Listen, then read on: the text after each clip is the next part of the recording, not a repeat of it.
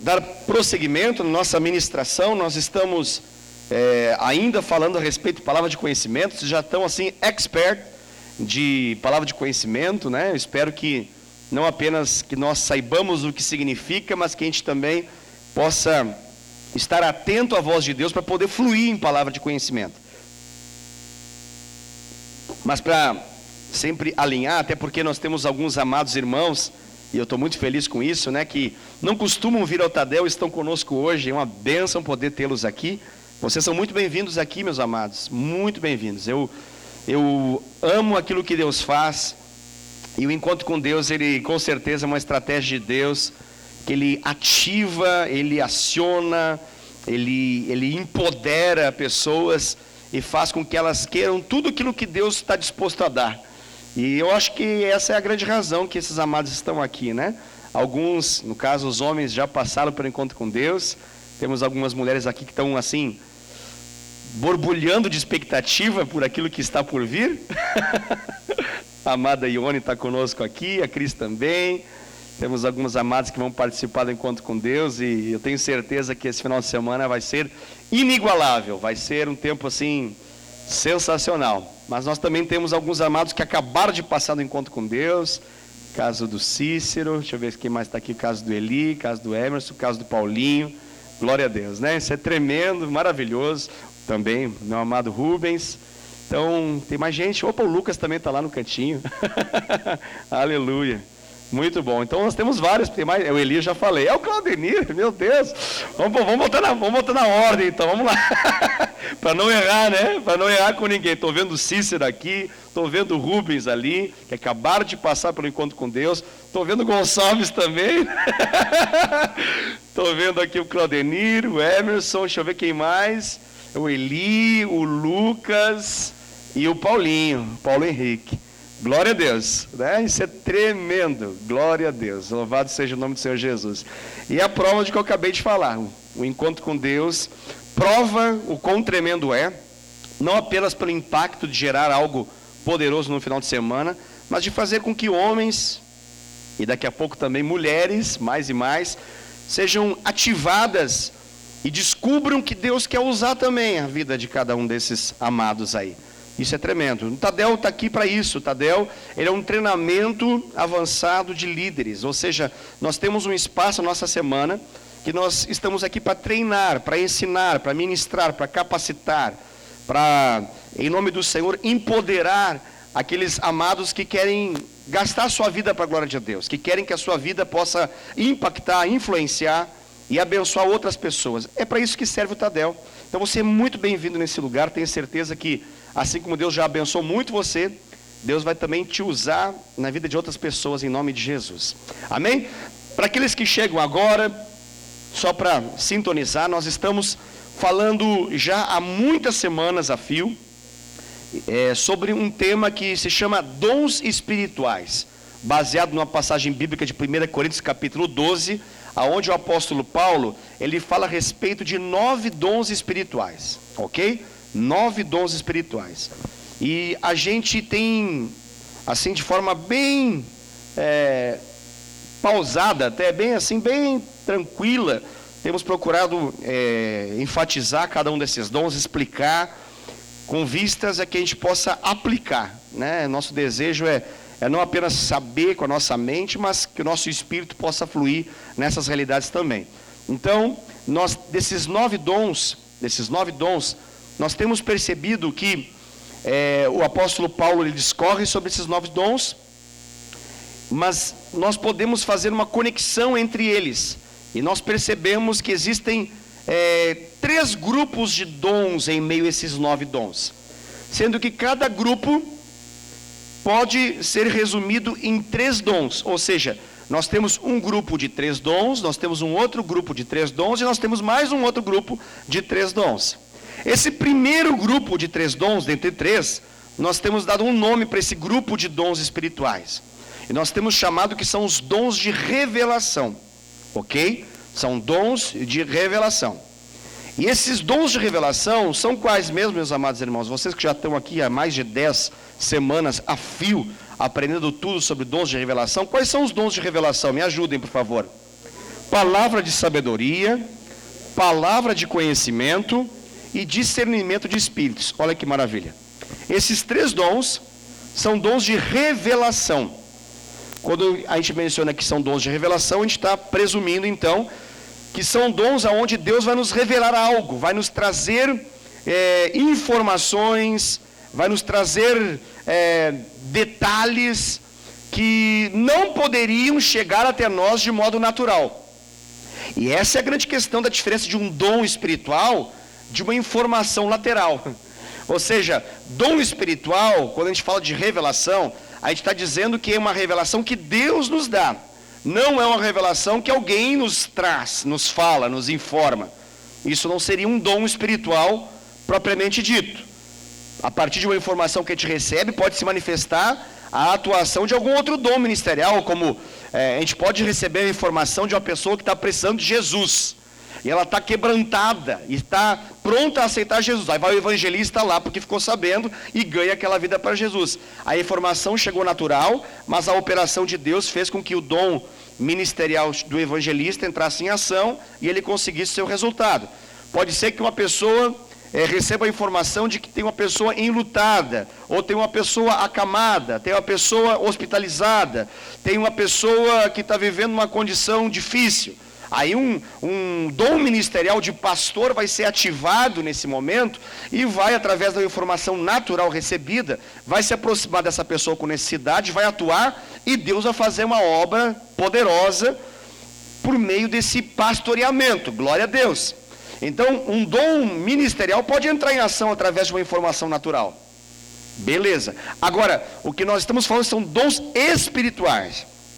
E quando a gente fala de dons espirituais, não são dons naturais. Eles não nascem conosco. Eles vêm em função da fé em Cristo. Eles se manifestam em função do enchimento do poder do alto. Eles se manifestam em nossa vida como um resultado do batismo no Espírito Santo. Agora os nossos amados homens aí que passaram do encontro com Deus já estão entendendo tudo. Ou seja, se manifestam como um resultado, como uma consequência do batismo no Espírito Santo. Os dons espirituais, eles vêm em consequência dessa realidade. O batismo do Espírito Santo é o quê? É uma capacitação sobrenatural para que a gente possa servir ao Senhor. O batismo do Espírito Santo é uma capacitação sobrenatural para que a gente possa ser usado por Deus. Agora, as ferramentas que Deus coloca em nossa mão para que a gente possa ser usado por Deus, aí vem os nomes bíblicos dos dons espirituais. Os dons de revelação são esses 3. Palavra de sabedoria, palavra de conhecimento e discernimento de espíritos. Então a gente está nessa pegada. Agora que nós estamos alinhados, vamos dar um prosseguimento aqui. Nós estamos falando sobre palavra de conhecimento, estamos finalizando a palavra de conhecimento e vamos entrar, espero que nos próximos minutinhos a gente possa entrar em discernimento de espíritos, ok?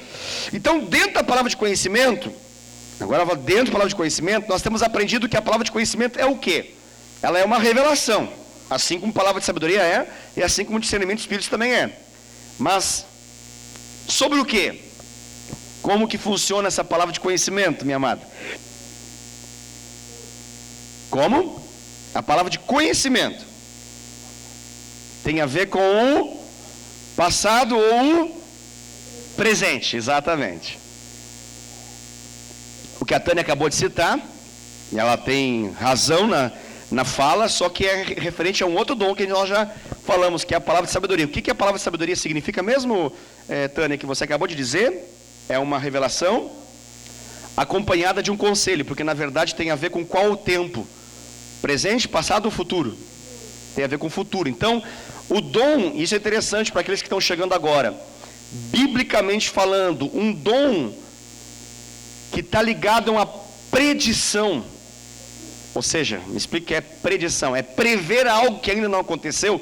Biblicamente falando, o dom que está ligado a isso chama-se palavra de sabedoria, não profecia. A gente vai falar profecia, mas a gente já aprendeu um versículo bíblico, o apóstolo Paulo nos ensina, que a profecia, ela opera como mesmo a profecia, irmão? Você ainda lembra ou não? O Adriel não veio hoje poder me ajudar, né? Ele sempre fica aqui me ajudando. É exortar, consolar e edificar. Então, quando alguém é usado pelo Senhor na atuação do Espírito Santo para exortar, consolar ou edificar, Na verdade, essa pessoa está fazendo o quê? Ela está profetizando. Olha que coisa interessante. Aqueles que vieram de uma origem pentecostal, principalmente, ou neopentecostal, entende que quase tudo é profecia, né? Absolutamente tudo é profetizou, isso é profecia, é profeta, e aí isso gera, às vezes, uma grande dificuldade de entender de fato o que é o quê. E essa lógica nos faz entender que sempre que alguém está falando de algo que ainda não aconteceu, profetizou. E essa nossa ideia é em função do Antigo Testamento, porque os profetas de Deus do Antigo Testamento, eles anunciavam aquilo que estava por vir. Só que a gente não sabe que quando eles faziam isso, eles estavam, na verdade, sendo usados por Deus num dom que o apóstolo Paulo vai chamar no Novo Testamento, em 1 Coríntios capítulo 12, de palavra de sabedoria. Mas os profetas do Antigo Testamento, bem como os do Novo Testamento, bem como os da nossa geração, eles também profetizam. Eles consolam, exortam, eles edificam, e por isso são profetas em nome do Senhor. Ok? Então, essa é a palavra de sabedoria, é uma revelação seguida de um conselho. A palavra de conhecimento é uma revelação que está ligada a algo que Deus nos mostra, que está oculto, que ninguém soprou no nosso ouvido, que não é nada natural, que a gente não leu sem querer em algo e aí sai falando que Deus disse. Não, é uma revelação de Deus. E como que a revelação dos 3 dons espirituais, ela chega para a gente? Vamos ajudar os irmãos que estão chegando agora, que eles não sabem ainda. Então, como que Deus fala conosco? Deus, ele fala conosco por meio de visões. Ok? Essa visão, ela acontece durante o nosso dia, mas se ela acontecer à noite, a gente chama ela de diferente, né? A gente vai chamar ela de sonho. Aquela visão noturna é um sonho, ok? Mas está no mesmo campo de atuação. Tem a visão com o olho acordado, você está desperto, aí você tem uma visão, como um relance, como uma imagem, algo que Deus te dá uma clareza, ok? Ele te faz ver, ok? Tem o sonho, esse aí já nos é mais comum de ter a ideia do que significa. E nós temos um que é a grande chave daquilo que a gente está falando aqui. Que é o que o Rubens acabou de falar, vocês podem complementar, que é o testemunho interior. E esse é o tchan do negócio. Por quê? Porque essa é a principal forma de Deus falar conosco. O Espírito Santo, ele fala com os cristãos, com os crentes, com os homens e mulheres cheios do Espírito Santo. Principalmente o modo de operação do falar de Deus, ele é muito, mas muito, muito usado nesse momento aí, dessa nomenclatura que a gente está dando aí, de um testemunho interior. Como assim? Não estou entendendo nada, pastor. O que significa esse testemunho interior? Bom, a Bíblia fala o seguinte, a Bíblia diz que o Espírito Santo, ele testifica em nosso, traduz a palavra testifica como testemunha, em nosso espírito, de que nós somos filhos de Deus. Porém, essa não é a única obra do Espírito Santo. Ele não está na nossa vida só para garantir que a gente é filho de Deus. Mas a Bíblia fala que o Espírito Santo vai nos guiar a toda a verdade. O Espírito Santo, ele vai nos mostrar, trazer clareza, iluminar e nos convencer de tudo o que é de Deus, seja da nossa vida, como daquilo que ele quer fazer através de nós. E quando aquilo que ele quer através de nós é o que está em jogo, então nós temos uma revelação da parte de Deus sobre a vida de alguém. E um dos modos prediletos de Deus falar conosco é através desse testemunho do Espírito Santo em nosso espírito humano, que estava morto por causa do pecado, mas que foi vivificado por meio de Jesus. Você consegue entender? E quando eu falo morto, essa linguagem é um pouco misteriosa, porque a gente entende morte, a gente entende como inexistência. E morte, no sentido bíblico, não é a mesma ideia de que inexistência, mas é no sentido de inoperância. Não entendi nada, pastor. Vamos lá. Como que alguém pode estar morto eternamente? Aonde essa pessoa está, se ela está morta eternamente? Tem a morte física, coração para de bater, mente para de funcionar, corpo não tem mais nenhuma reação. Todo mundo entende morte física, né? Aí você vai lá, aí vai ter lá o funeral, vai ter o enterro, ou vai ser cremado, sei lá. Morte física, a gente entende bem. Morte espiritual, o que é morte espiritual? Morte espiritual, Está ligado ao quê? Está ligado a uma desconexão espiritual. Ou seja, a morte espiritual é uma realidade daquele que não tem Jesus. Está comigo? Nesse exato momento em Indaiatuba nós temos 251 mil pessoas que moram nessa cidade. A grande maioria dessas pessoas estão vivas fisicamente, mas estão mortas espiritualmente. Elas estão mortas. Elas existem, mas elas estão mortas espiritualmente. Você consegue entender agora? Então, existe uma área na vida delas que está inoperante, não é que não existe. Está dando para entender ou foi muito complicado?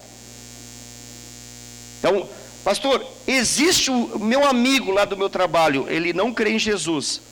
Ele tem espírito? O que você acha? Tem ou não tem? Mas está vivo ou está morto? A Bíblia fala que está morto. Em meio aos pecados e delitos, em meio ao pecado, ele não ouve Deus. Ele não obedece ao Senhor. Ele não consegue ter intimidade com o Espírito Santo. Ele não tem revelação. Ele é um tapado espiritualmente. Ele não consegue discernir a mão esquerda da direita. Ele não tem noção do que é pecado. Ele não tem a lei de Deus impressa no seu coração. Ele não tem revelação de nada da eternidade.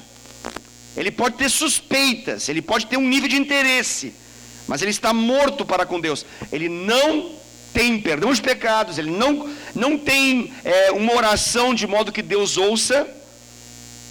Ele é assim. Mas Deus pode fazer algo na vida dele? Claro, óbvio que sim. Óbvio que sim. Mas ele não consegue ter relacionamento com Deus.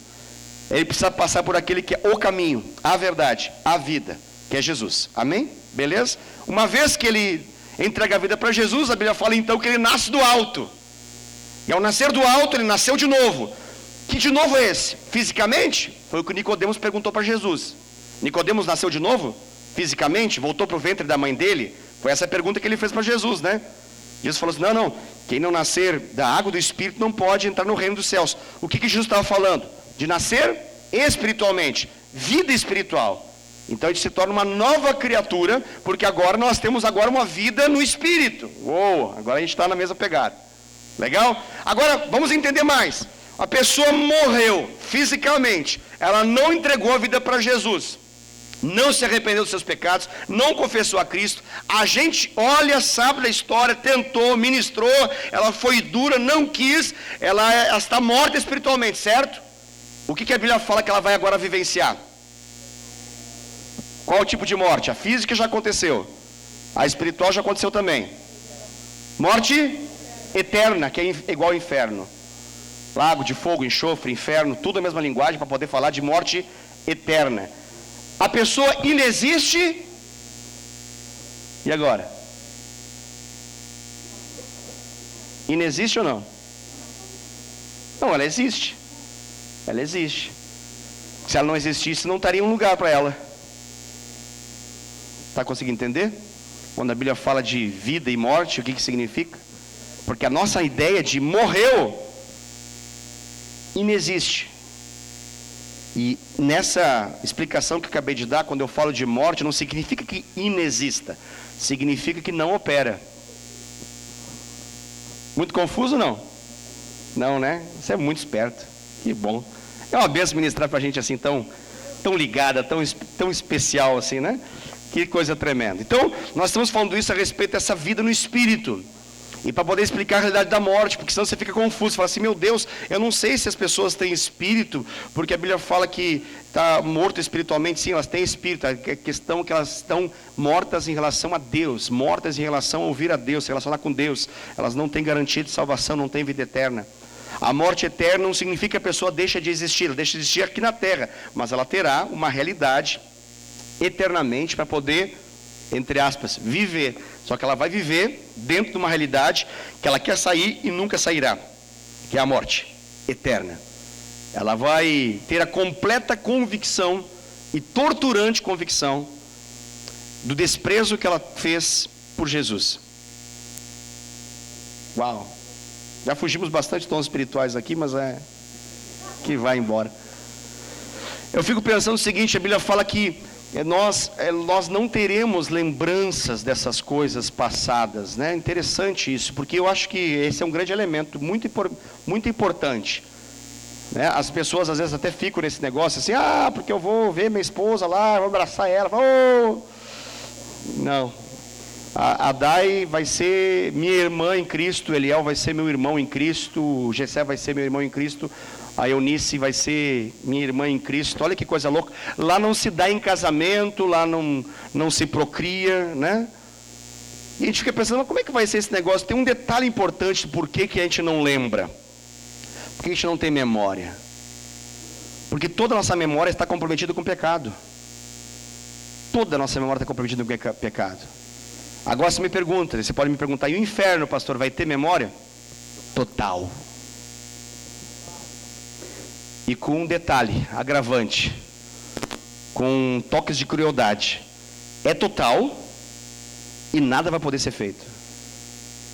Só isso já seria infernal. Se alguém tem dúvida, basta cometer pecados e não se arrepender e conviver com a certeza esmagadora do pecado, batendo todo dia, garantindo aquela acusação. Isso é o inferno em potência mínima. O inferno em potência máxima é você ter convicção de todos os seus pecados, saber que Jesus pagou por todos eles e você desprezou a graça. Isso é um horror. Eu não gosto nem de pensar num negócio desse. A realidade do inferno é porque Deus não está lá. O inferno não é ruim porque o capeta é feio. O inferno é ruim porque Deus não existe naquele lugar. O inferno não é ruim porque ele é escuro, enquanto o outro brilha, sol da justiça. Isso seria o mínimo. Se fosse o inverso, mas Deus estivesse no meio das trevas, eu queria estar lá no meio das trevas. A diferença que torna tudo ruim ou tudo bom é a presença de Deus. Novos céus e nova terra, nós temos a presença de Deus. O inferno não tem a presença de Deus. Nós estamos no tempo da graça de Deus. Enquanto a vida há esperança, há uma atuação, porque o tempo da dispensação de Deus agora é a do Espírito Santo, convencendo o ser humano e levando ele a arrependimento. A razão por que as pessoas estão vivas não é só para conseguir carro, casa e muito dinheiro no bolso e poder dar uma boa herança financeira para os seus descendentes. A razão principal delas estarem vivas é ter uma brevidade de 50, 60, 70, 80, 90, talvez alguns pouquíssimos passados dessa realidade, ter a chance de poder ter a sua mudança eterna garantida. Agora você pega a eternidade, que não dá nem para... A mente não consegue dimensionar essa realidade. E você bota 70 anos dentro dela, não é nem uma vírgula num livro de milhões de páginas. É muito pouco, mas é aqui que se define. Por isso que essa vida ela é tão importante. E de acordo com o autor de Hebreus, é única. Nós temos uma só vida. Só temos uma vida. E nessa vida nós decidimos isso tudo. Alguém ia fazer alguma pergunta? O Rubens, a Tânia. Lembrar?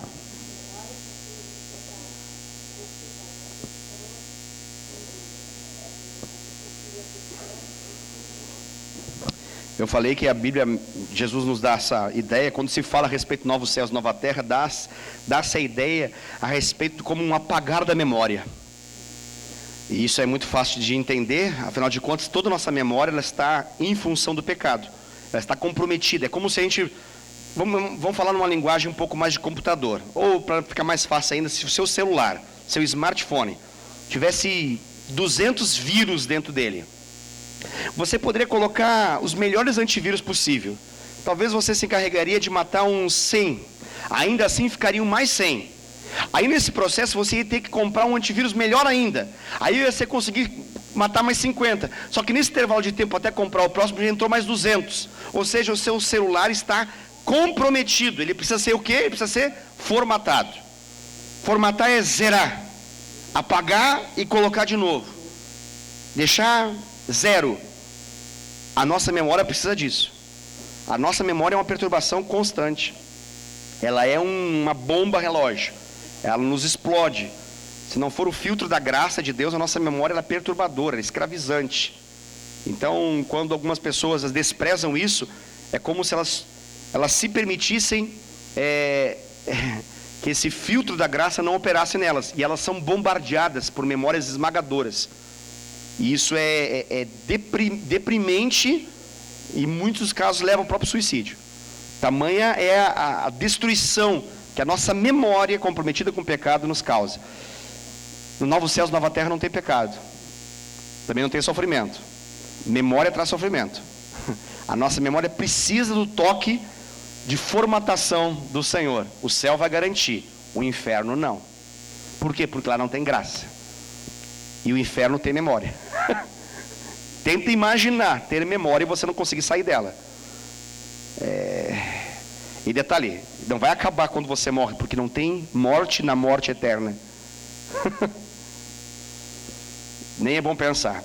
Isso no mínimo deveria nos dar, não temor só sobre a nossa própria vida, porque muitos a gente ouve sobre isso, e a gente pensa, ai meu Deus, eu preciso me garantir em Jesus. Ai, eu não quero esse negócio não, pelo amor de Deus. Isso é um bom pensamento, mas é só inicial. Porque o melhor pensamento a ter em relação a essa revelação do que é a eternidade, é saber que nesse exato momento nós estamos cercados de 251 mil pessoas em Indaiatuba, e a grande maioria delas, se morresse agora, elas passariam uma eternidade atormentadas. Na linguagem bíblica tem vários detalhes assim simbólicos ou reais, só saberemos em função da eternidade, né, de tudo aquilo que é simbólico ou real, mas que nos dá a clara impressão de um sofrimento aonde você não tem fim, não pode ser parado, não tem nada que possa ser estancado. Isso é o inferno. E eu acho que uma das boas razões pelas quais nós deveríamos pregar para todo mundo, a tempo e fora de tempo, é porque as pessoas não possam ir para esse lugar, porque o inferno não foi preparado para elas. Isso é importante ser dito. Para quem foi preparado o inferno? Para o diabo e seus demônios. Quem preparou o inferno? Ele é a punição do juízo de Deus. Sobre quem? O diabo e seus demônios. Por que o diabo e seus demônios operam tanto na terra? Porque eles têm a clara intenção de, ao matar, roubar e destruir, levar para onde? O inferno é a casa do capeta. É assim que a gente fala de forma popular? É óbvio. Ele quer levar para dar alguma coisa? Não. É para arrancar e de algum modo ferir o próprio Deus. Porque a ideia dele é ferir o próprio Deus. Fazer com que uma pessoa que foi criada, feita à sua imagem e semelhança, possa ser atormentada eternamente. Aquilo que foi declarado o seu amor, aquele a quem foi declarado o seu amor e foi provado o seu amor na cruz, levar essa pessoa a passar a eternidade sem o Senhor. E quando a gente fala sem o Senhor, parece que é uma coisa amena, mas aí entendamos, será atormentado eternamente, sem fim. Rubens, depois a Pri. Você ia perguntar alguma coisa, Rubens? Você está um pouco ainda... Ele fez uma cara, meu Deus, agora...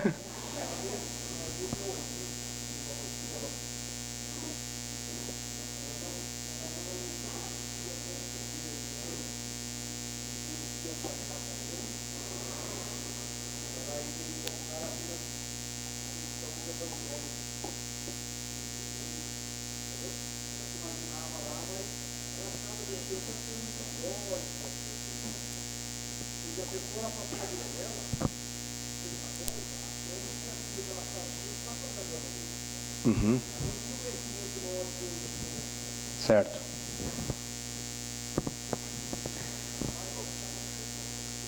Aí vem a pergunta, né? Você vai dançar a mesma coisa? Vamos lá, vamos ver quem dança e quem não dança. Sim.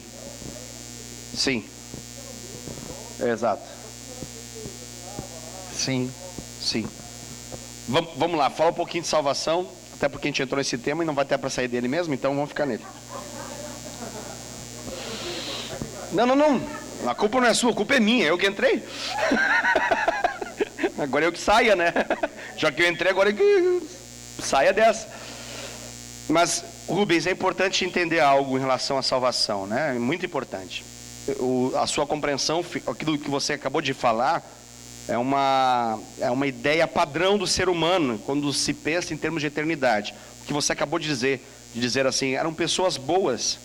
E, de forma geral, o ser humano, ele entende que céu e inferno é um resultado de ser bom ou de ser ruim. Nossa compreensão de céu e inferno, ela é pautada pela ideia de que o céu com certeza é o lugar onde as pessoas boas vão. E o inferno com certeza é o lugar em que as pessoas horríveis, nojentas, asquerosas, deprimentes, essas pessoas merecem essa punição, devem ir e devem ser afastadas por toda a eternidade dessas pessoas tão lindas, maravilhosas e boas, que são essas que a gente está pensando, de tantas pessoas que a gente conhece. Porém, o que a Bíblia nos fala, e essa é a revelação da palavra de Deus, é que, apesar da nossa maneira de olhar para aquilo que é bom ou ruim, a Bíblia nos coloca todos na mesma condição, de que todos nós somos pecadores, e por causa de resquícios da graça de Deus, nós fazemos coisas boas, mas não ao ponto de sermos perfeitos.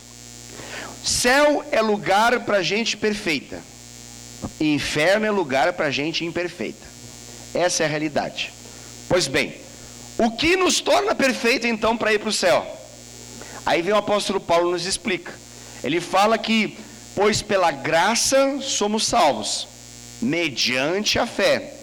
E isso não vem de nós, é um dom gratuito de Deus, não é por obras, para que ninguém se glorie.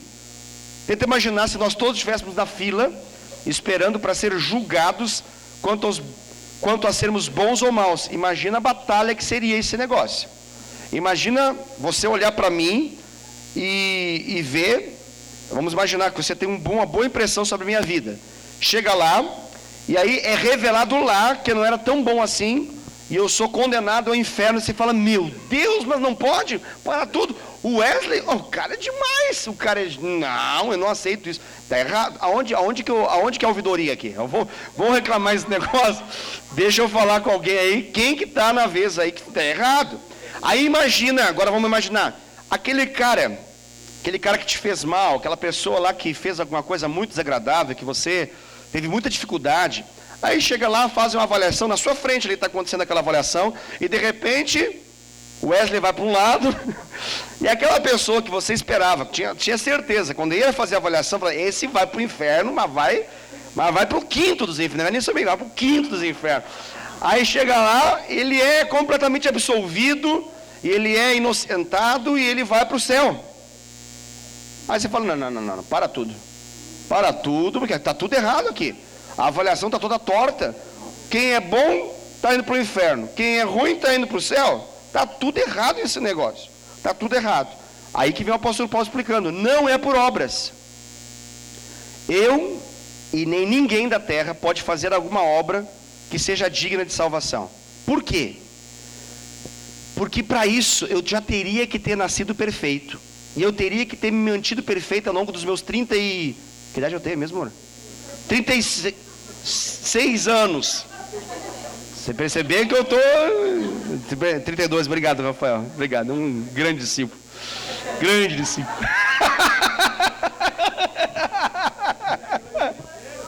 É ministério, cada perna.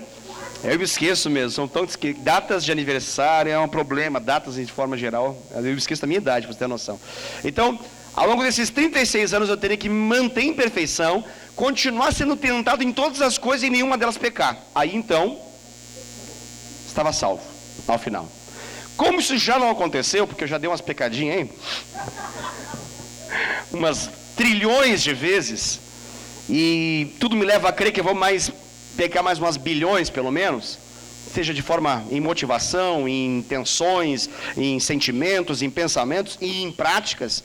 Então, eu estou frito, na linguagem popular, eu estou ferrado, estou lascado. Não tem nada que eu possa fazer para me salvar. E eu preciso de quem, então, para ser salvo? De um Salvador. Eu preciso de um Salvador. Aí eu preciso escolher quem vai ser o meu Salvador. Porque esse, para ser meu Salvador, ele tem que ser perfeito. Esse é o detalhe. O Buda não pode ser, o Hare Krishna não pode ser, a Maria não pode ser. Gente boa demais a Maria, gosto muito dela. Não pode ser. Entendeu? O José, o Tiago, o Bartolomeu, uma raça boa, gente boa mesmo, não pode ser. Não pode. Um africano, um antepassado bom aí, que virou uma lenda, um mito, e se tornou então um orixá dentro do conceito da Umbanda, e o povo entende como um guia. Pode ser aquele negrão? Não pode ser também. Aquele branquelo lá, gente boa, lá da região nórdica, lá que é considerado um santo, lá da Noruega, lá da Escandinávia, ali do lado da Suécia. Lindo, mas pensa num santo bom. Não pode. Não pode. Por quê? Porque todos pecaram e todos carecem da glória de Deus. Quando a Bíblia fala que Jesus foi tentado em todas as coisas, mas em nenhuma delas pecou, está dizendo o seguinte: numa balança de perfeição, ele é o único que ele senta, bota os pés em cima, entra para dentro dela, e no visor está escrito perfeito. Todos nós que entrarmos nessa balança e medirmos alguma coisa, vai dar a mesma lógica. Imperfeito. Bem, pode ser 1%, 2%, 3%, aí é só questão de oportunidades, Rubens. Está entendendo? Porque o que me diferencia de um assassino serial killer é que eu não tenho um revólver. E também eu não sei se eu manejaria muito bem. E também é porque eu fui educado para não fazer isso. E também é porque eu tento não fazer. Mas na prática eu mato um monte de gente aqui dentro também. E aí eu sou igual a ele. Está entendendo? O que me diferencia de um prostituto, que nesse momento agora está de forma devassa, fazendo uma suruba, com um monte de mulheres e homens, detonando tudo e molestando o seu próprio corpo, do Wesley, é que eu não estou nesse motel. É que eu não estou com essas mulheres, eu não estou com essa situação. E que eu fui educado também para não fazer isso. E que já entrou muita revelação, de modo que isso me impede de chegar nessa situação. Mas se tirasse tudo isso da minha vida, eu faria tanto quanto ou pior. É mesmo? Eu estou querendo dizer o seguinte: nós somos pecadores. Essa é a nossa realidade. Explicando aquilo que você colocou, não existe um bom, nenhum sequer. Não existe, linguagem bíblica, um justo, nenhum sequer. Todos pecaram e todos carecem da glória de Deus. Nós precisamos de um Salvador. E aí que entra o versículo de Efésios 2, capítulo 2, verso 8 e 9. Nós somos salvos pela graça, mediante a fé, não por obras, para que ninguém se glorie. Então, aquela sua grande questão, Deus não fechou com o evangélico, não. Não fechou com o evangélico, não. Deus não falou, não, eu tenho um compromisso com o evangélico, hein? Eu só salvo o evangélico. Isso está escrito lá em Heresias, capítulo 3, verso 2. Deus não fechou com nenhuma instituição. Ele fechou com aquela que Ele criou. A que Ele criou. Achou Heresias 3, 2? Então, a qual que Ele criou? A igreja de Jesus. Ele criou. Ele fala: edificarei a minha igreja e as portas do inferno não prevalecerão contra ela. Agora a grande questão: quem faz parte dessa igreja de Jesus? Porque ela é invisível. Ela não está lá no Campo Bonito, no Itaici, na entrada lá, perto do contorno, perto do, lá, sei lá, não, contorno é Curitiba, lá tem contorno. Você entendeu? Não está. Aonde está? A igreja de Jesus Cristo é composta em todo aquele que se reconhece pecador e faz Jesus o seu único e suficiente Senhor e Salvador. Se essa pessoa estiver dentro de um contexto religioso qualquer, mas ela fizer de Jesus o seu único e suficiente Senhor e Salvador, a gente sabe da dificuldade disso. A gente sabe da dificuldade disso. A gente sabe que é quase impossível isso acontecer em muitos lugares. A gente sabe disso. Mas, volto a dizer, Deus, em Jesus, não fechou acordo de salvar instituição nenhuma, a não ser a igreja dele. E essa é composta de todo aquele que crê. Esse cara pode crer em 10 segundos finais da sua vida. Esse cara pode crer, como as nossas crianças estão crendo quando têm 5, 6 anos. Estão entregando a vida para Jesus. E vão ser valiosíssimos crentes por toda a vida. Glória a Deus. Maravilhoso. Mas dá igual. Entendeu?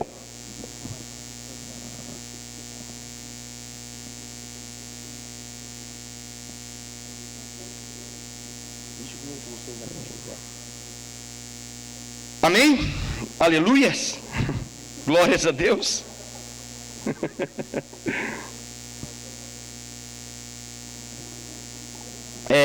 Vamos por ordem aqui. Não sei se eu respondi, Rubens, mais ou menos, né? A gente às vezes precisa fazer uma volta para poder chegar ao ponto, senão a gente não. Se eu falo direto assim, você vai dar. Aí não dá também. Pri, Cindo, depois a Aline. A salvação é uma garantia da pessoa que escuta e confessa? Biblicamente, sim, Pri. Essa é uma avaliação onde Deus vai fazer uma avaliação por aquilo que eles... Eu vou falar numa linguagem mais wesleyana, tá? É um outro crivo. Quem não teve essa oportunidade, que é um caso específico de poucos, quase, na nossa geração, um outro crivo. Nos parece que a maneira com que Deus vai levar em conta a avaliação é a relação deles com o divino. Mesmo em meio, nos parece, biblicamente falando, mesmo em meio a alguns enganos e erros, mas uma relação de que existe um Criador e eu sou indesculpável em não adorá-lo. Como que Deus vai fazer essa avaliação? Eu tenho certeza que vai ser de maneira muito misericordiosa e muito graciosa. Muito melhor do que toda a nossa graciosidade e misericórdia juntos aqui. Tenho certeza disso. Mas me parece, na leitura bíblica que faço, que o Senhor vai levar em consideração algum fator de conhecimento mínimo a respeito da relação com Ele. Algumas pessoas talvez não consigam compreender, como nós compreendemos, que a expressão de Deus é Jesus. Mas Ele vai levar em consideração aquilo que elas conseguem compreender da expressão de Deus, e isso sem interferências, obviamente. Não estou falando de sistemas politeístas, não estou falando de pessoas de adorar o sol, adorar a coisas criadas, estou falando de adorar aquele que criou todas as coisas. A Bíblia nos dá essa lógica de que é indesculpável, aquele que entende que isso tudo foi criado, não adorar o Criador. Agora, pasme, pense, analise, fique em crise talvez com isso. Imagina se nós estivéssemos agora num país completamente inalcançado, que nunca foi pregado o Evangelho. Como que seria essa avaliação? Me parece, biblicamente falando, que a avaliação vai ser dessa perspectiva. Eu não posso acreditar que isso tudo é simplesmente fruto do Big Bang. Eu não posso acreditar que simplesmente sou evolução de uma descendência do macaco. E a pessoa chega à compreensão de que existe um ser superior, criador de tudo, e ela não adorará a nada que é criado, mas ela buscará se relacionar com essa realidade do divino, mesmo que ela não saiba quem é. Eu acredito, minha opinião particular, que Deus vai olhar com graça e misericórdia para salvar essa pessoa, em detrimento daqueles que se tornaram indesculpáveis ao perceber e nada fazer. Aí dá igual, aí não vai ser salvo. Muito bem. Aleluia. Por hoje está bom, né, irmãos?